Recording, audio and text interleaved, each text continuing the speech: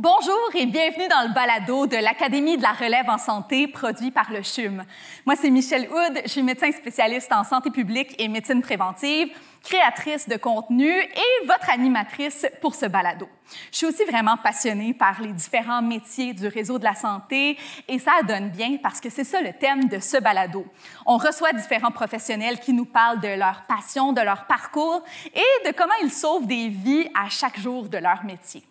Aujourd'hui, on enregistre devant un public, mais c'est pas n'importe quel public, c'est les jeunes qui participent à l'Académie d'été, qui est un programme de l'Académie de la relève en santé. Bonjour tout le monde, merci d'être là.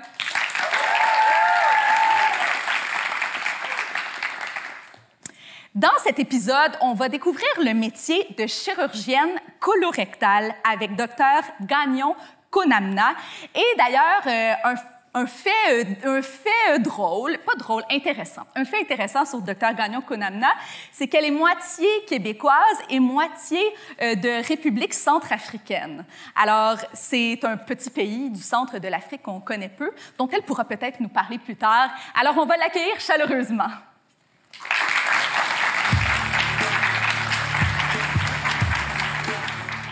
Docteur Gagnon Konamna, merci beaucoup d'être là. Alors, bien, ça fait plaisir. Merci de l'invitation. Donc, comme ça, vous avez des origines de République centrafricaine? Exact. C'est mon père qui vient de République centrafricaine. OK. Et puis, est-ce qu'il est venu ici et a rencontré votre maman ici? Oui, il est venu étudier, mais avant, sa première fois à Montréal, c'était pendant les Jeux olympiques de 1976. Puis il jouait au basket. Il était dans l'équipe nationale de Centrafrique en basket. Wow, c'est fascinant. Ouais. On a un point en commun parce que mon père, il travaille dans les Jeux olympiques comme commentateur, descripteur, et il était là lors des premiers Jeux olympiques, des Jeux olympiques de Montréal. Peut-être qu'il a décrit le match Centrafrique-Canada. Peut-être, il faudrait que je lui demande, mais c'est fascinant.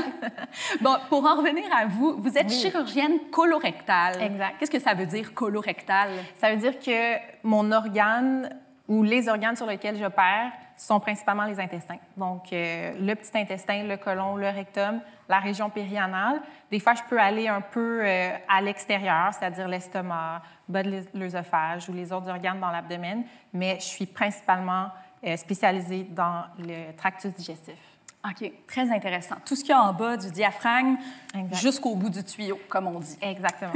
Et comment vous en êtes venu à choisir cette spécialité-là, ou même la médecine, ensuite la chirurgie, puis ensuite la chirurgie colorectale? En fait, j'ai jamais vraiment voulu être médecin. Je voulais travailler dans l'ONU en politique internationale. Wow, j'adore. Puis, j'avais appliqué pour des écoles. Ça s'appelle les Collèges du monde uni. Puis, dans une de mes entrevues, ils m'ont demandé si j'avais des questions, puis je leur ai posé. J'ai dit, si je vais dans ces collèges-là, est-ce qu'il y a un programme pour lequel je ne pourrais jamais appliquer?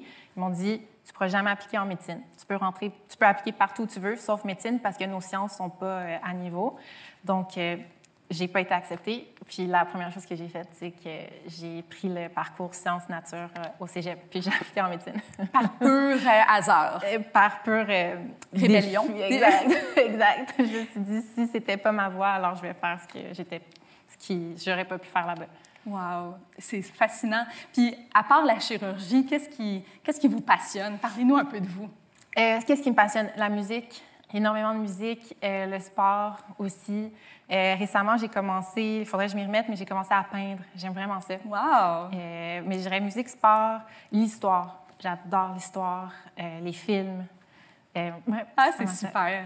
Puis, on en parlait un peu avant le podcast, mais il y a tellement de liens entre les arts et la médecine. Il y a beaucoup de musiciens qui sont des professionnels de la santé. Je comprends. Ouais. Je pense que on a besoin vraiment d'une sensibilité, d'une écoute, d'une rigueur pour être musicien, tout comme pour être médecin. Tout à fait. C'est vrai. J'avais pas pensé à ça. Et vous, ce que ça vous prend de plus que moi comme médecin en santé publique, c'est de la dextérité. On en a besoin aussi quand on joue d'un instrument. C'est vrai, c'est vrai. J'ai joué 9 ans de flûte traversière, puis c'est vrai que c'était quand même des fois assez intense. est très intéressant. Puis parlez-moi un peu de votre parcours, justement, pour en venir à devenir chirurgienne colorectale depuis le début. Là. Donc, j'ai fait 2 ans de cégep en sciences nature. Par la suite, je suis rentrée directement en pré-med à l'Université de Montréal. Puis, j'ai fait mes 4 ans de médecine, le baccalauréat. C'est le baccalauréat ou c'est le doctorat de premier cycle? De premier cycle à l'Université de Montréal, donc c'est 5 ans. Par la suite, j'ai fait 5 ans de chirurgie générale à l'Université de Montréal aussi. Puis j'ai fait 2 ans de surspécialité en chirurgie colorectale à Chicago, aux États-Unis.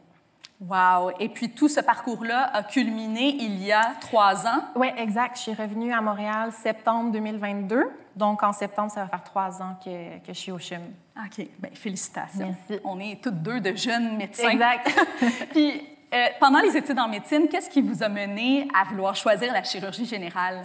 Donc, au début, quand j'étais en médecine, je me sentais un peu comme le mouton noir, c'est-à-dire que j'avais de la difficulté un peu à trouver ma place parce que je suis pas le genre d'étudiante qui étudie de longues heures puis qui apprend par cœur. Je suis beaucoup plus manuelle, je suis beaucoup plus visuelle. Donc, j'avais beaucoup de difficultés. Puis ça a été difficile pour moi les premiers mois parce que j'étudiais, puis j'arrivais... Quand on sort du cégep, tout le monde est bon, tu sais. Et on était bon aussi pour rentrer en médecine. Ouais. Puis là, j'étudiais, puis j'arrivais pas. Je me sentais toujours à reculons. Ça a été très difficile, surtout qu'on est des performants. Ouais. Puis, une journée, il y avait un atelier pour faire des points de suture. Puis, je suis allée. Puis, je faisais des points. Puis, c'est fou comment les personnes, les mentors peuvent te dire un compliment. Puis, ça va changer complètement ta trajectoire. C'est vrai. Parce qu'il y a un chirurgien qui était là, puis il m'a dit « Hey, t'es meilleure que certains de mes résidents. Wow. » Puis, j'étais pré-med, là, même pas... Puis j'ai toujours gardé ça en tête. Puis après ça, l'été, j'ai demandé de faire un stage en chirurgie. C'était à Notre-Dame. À l'époque, il faisait partie du CHUM. Puis je me souviens, ma première fois, je suis rentrée dans un bloc opératoire. J'ai vu le chirurgien se brosser. Moi, j'écoutais Grey's Anatomy, la télésérie. Puis j'ai fait, c'est ça que je veux faire. Puis l'odeur, le cotère et tout, tout de suite, je savais. Je savais. Oh, wow. Ça, c'était mon premier été après pré-med. Puis après ça, j'ai fait de la recherche. Puis j'ai fait des stages, j'ai continué à m'impliquer, puis ça a fonctionné.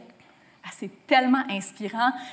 Je vous rejoins dans une partie du parcours où, moi aussi, dans mes premières années de médecine, j'ai eu beaucoup de difficultés. J'avais pas des très bonnes notes. Là. J'ai même reçu déjà un courriel de la part de la faculté me disant que si j'avais besoin de soutien, tu sais, qui pouvait m'aider parce que j'avais de la difficulté, mais c'est en rentrant dans les stages cliniques où j'ai commencé à performer. Exact. Pareil. C'est un message pour ne pas se décourager. Hein? On peut faire ce qu'on veut, même si l'apprentissage par cœur, les notes au début de notre parcours, c'est pas notre force. Hein? Tout à fait. Il y a de la place pour tout le monde. Puis ça ne veut pas dire que de façon théorique, qu'on n'est pas aussi bon que les autres, qu'on n'a pas de place ailleurs. Puis je pense que je suis l'exemple parce que... Définitivement. Parce que vous travaillez au CHUM maintenant, mais c'est quand même un milieu compétitif, là, la chirurgie, puis la chirurgie surspécialisée au CHUM. Tout à fait. Est-ce que c'était un parcours stressant pour arriver là? Très stressant. Très, très stressant.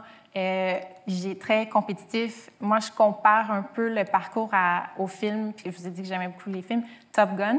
Okay. C'est très spécifique, avec de grandes responsabilités, Ouais. peu de droit à l'erreur, puis des personnes qui sont super bien entraînées, mais en même temps, pas juste solo dans son avion à piloter. C'est un travail d'équipe avec tout le monde. Ouais. Puis ça prend aussi de la rigueur, de la discipline. Je ne cacherai pas que c'est pas facile comme style de vie. Donc, Et justement, comment vous avez fait, puis vous faites au quotidien pour gérer ce stress-là et cette charge de travail qui est très importante?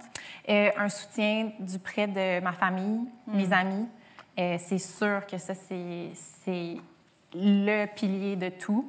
Puis l'autre chose, c'est que je fais du yoga. Ça fait la méditation. Oui.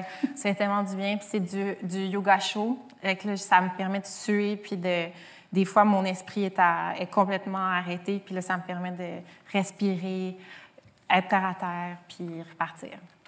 Oh wow! Bien, merci pour tous ces partages-là. Là, on connaît un petit peu de ce qui va autour de votre profession puis de ce qui est venu avant, mais une journée type, là, maintenant, comme chirurgienne colorectale au CHUM, à quoi ça ressemble? Donc, je me réveille quand même tôt. Je vais m'entraîner. Ça veut dire quoi, ça, quand même tôt? À 5 h, 5 h 30. Et Seigneur, moi, quand même tôt, c'est genre 7h45, 8h, là. 5 h 30, 5 h 45, des fois, quand je snooze. OK, bon. Mais, la grasse matinée. Exact. Mais je me lève tôt, je vais m'entraîner. C'est ma façon que j'ai trouvé de diminuer le stress. OK.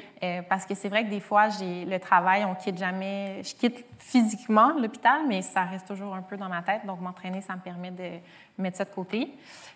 Après ça, disons, une journée, je suis au bloc opératoire. J'arrive ici à 7h30. C'est là que le patient est amené devant la salle, devant ma salle. Je vais lui dire « Allô, ça va bien aller? » Puis par la suite, je devrais commencer mon coup de bistouri. Donc, c'est quand j'ouvre vers 8h30. OK. Puis là, tout dépendamment des chirurgies ou de la chirurgie que je fais, là, je peux rester toute la journée. Typiquement, je devrais terminer vers 17h. Ça dépend. Puis, donc ça, c'est une journée au bloc opératoire. Sinon, c'est de la clinique. Donc, c'est un peu le même principe. D'habitude, je commence la clinique vers 7h ou 8h. Donc, toujours, je m'entraîne, je vais faire la clinique, puis je termine vers 17h aussi. Puis, ce qui est bien dans ma profession puis que j'aime, c'est que je fais aussi de l'endoscopie, des colonoscopies.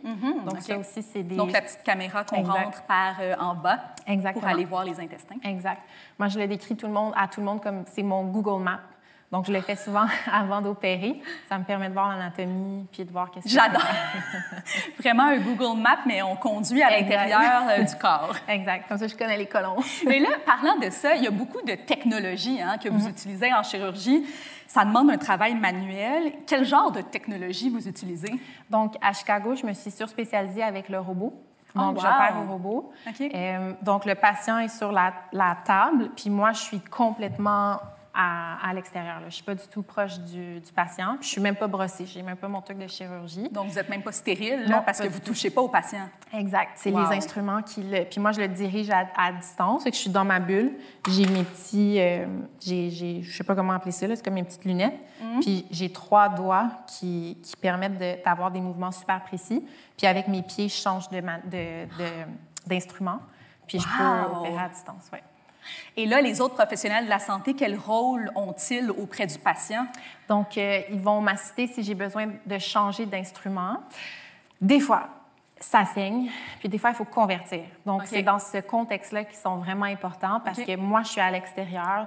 Donc, c'est déjà arrivé que des fois, il y a une veine qui lâche, puis le sang monte. Fait que vite, il faut enlever le robot, puis il faut ouvrir. Puis il faut vous préparer puis moi, il aussi. faut que je cours, puis aller. Fait que c'est eux qui vont aider dans comment dire, dans la... J'ai goût de dire une chorégraphie, mais c'est vrai, là, enlever le robot, puis tout sortir.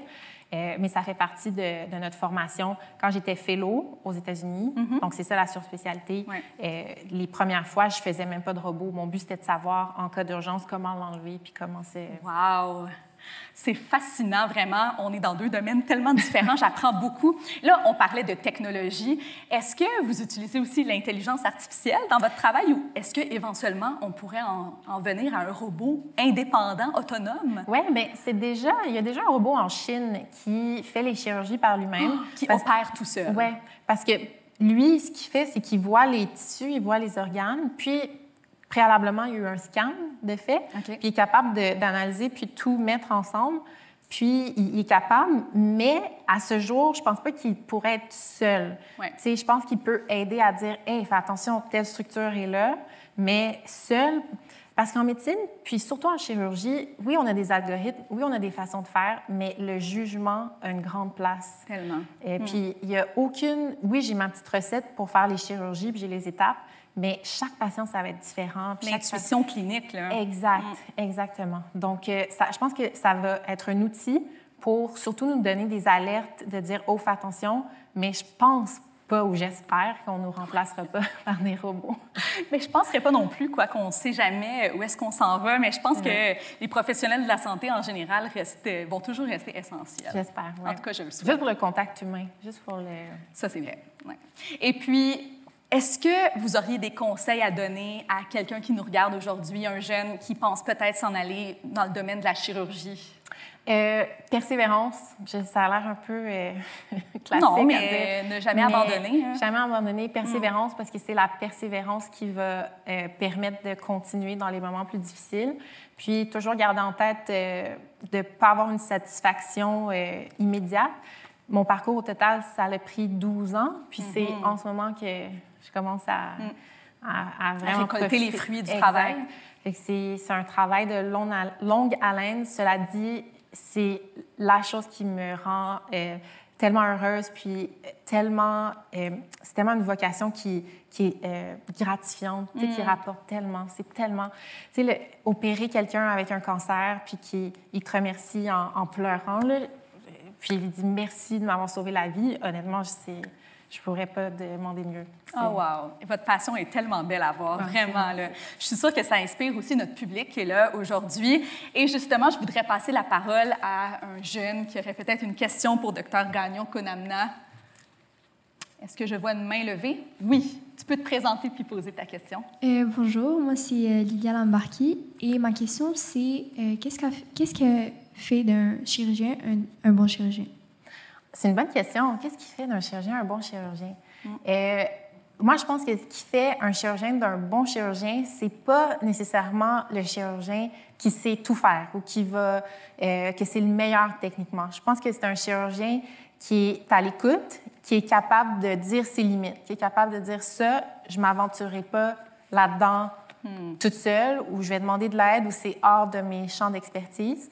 Pourquoi? Parce que, puis ça, des fois, c'est un truc que je me rappelle à chaque fois que j'ouvre le ventre. Chaque fois que j'ouvre le ventre de quelqu'un, je me dis, je pourrais aggraver sa situation. Je pourrais rentrer dans une artère, dans une veine, dans un organe, puis complètement bousiller sa vie. Fait que c'est là que, des fois, il faut laisser l'ego de côté, puis dire ça, c'est trop loin pour moi, je vais prendre de l'aide. Puis je pense que c'est ce qui fait vraiment un bon chirurgien. Puis c'est un travail d'équipe aussi, là, on n'est pas tout seul. J'adore. Je suis sûre que ce n'est pas la réponse à laquelle on aurait pensé, mais souvent, c'est ces petits détails-là qui font toute la différence. Ouais. L'humilité. Exact. Est-ce qu'on aurait une deuxième question? Oui. Bonjour, donc moi, je m'appelle Alex, puis moi, j'étais curieux de savoir, lors des chirurgies, vous et votre équipe, c'est quoi les défis que vous rencontrez et comment vous adaptez à ça? Je te dirais que les défis qu'on rencontre, c'est des imprévus qu'on n'avait pas planifié avant, parce que quand on rentre dans une chirurgie, souvent on a notre plan de match, puis on sait pas mal qu'est-ce qu'on va faire, comme dans l'armée, ils savent où aller. Donc quand on rencontre quelque chose qui n'était pas prévu, c'est ça pas mal les défis. Puis ça implique tout le monde. Donc ça implique non seulement le chirurgien, mais ça implique mes assistants qui m'aident, qui me donnent des instruments, l'anesthésiste qui s'occupe des signes vitaux du patient. Ça arrive aussi des imprévus que les instruments ne fonctionnent pas. Ça aussi, c'est assez... encore une fois, ça prend du calme, patience.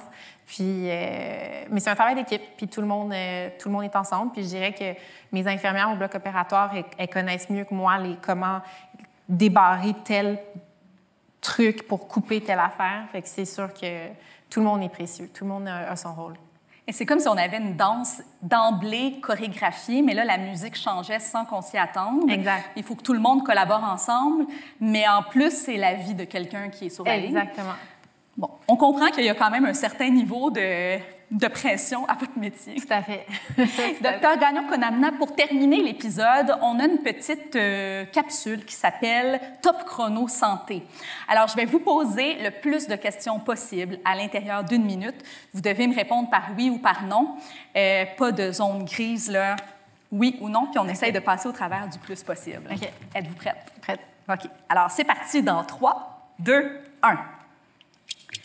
Est-ce que 13 années d'études, c'est long? Oui. La chirurgie colorectale fait-elle souvent peur aux patients? Oui, oui, oui, oui. Avez-vous encore le trac avant certaines opérations? Oui. Est-ce qu'il y a des interventions que vous redoutez? Oui. Pensez-vous qu'on devient meilleur avec les années? Oui. La chirurgie digestive est-elle parfois mal comprise? Oui. Tous des oui. Seriez-vous à l'aise d'être opéré par un robot piloté à distance? Non. Oh! Mangez-vous toujours santé? Mes robots, pas le robot que je fais, mais AI sans chirurgien, là, non. Mais OK, mais avec un chirurgien, oui. OK, j'ai eu peur. Non, oui. Mangez-vous toujours santé? Non.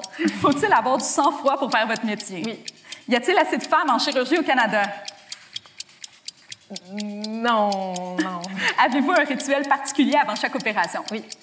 Une chirurgie peut-elle durer plus de 8 heures? Oui. La robotique peut-elle dépasser les capacités humaines dans certains gestes? Oh oui. Croyez-vous que l'intelligence artificielle puisse un jour poser des diagnostics plus fiables que les professionnels? Oui. Hey, très intéressant, merci.